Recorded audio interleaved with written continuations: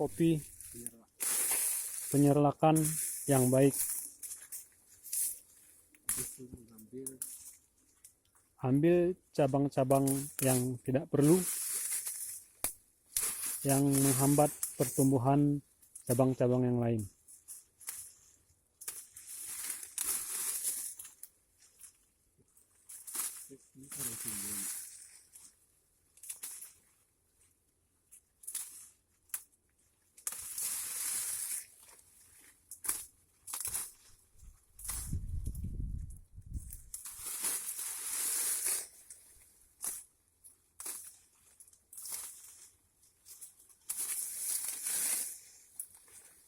Agar matahari bisa masuk ke sela-sela bagian dalam.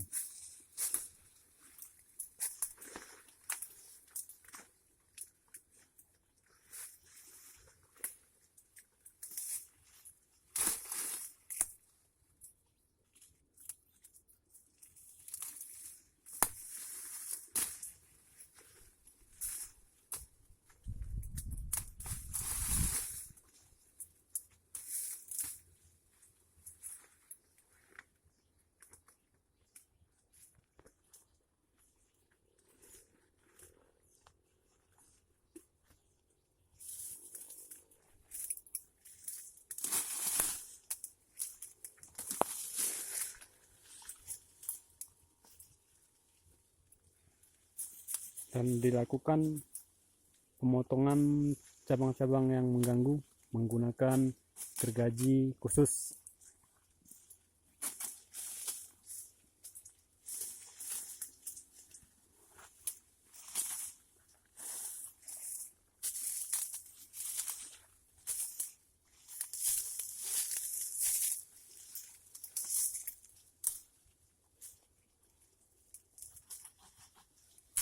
Proses pemangkasan ini dilakukan di waktu musim buah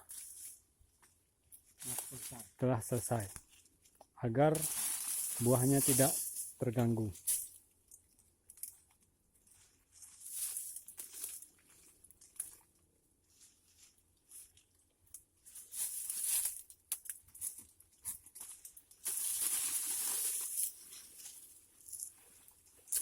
Pemotongan dilakukan pada cabang-cabang yang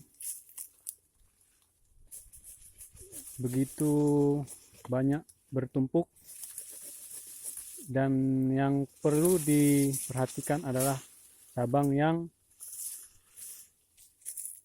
prioritas, adalah cabang yang asli yang pertama tumbuh.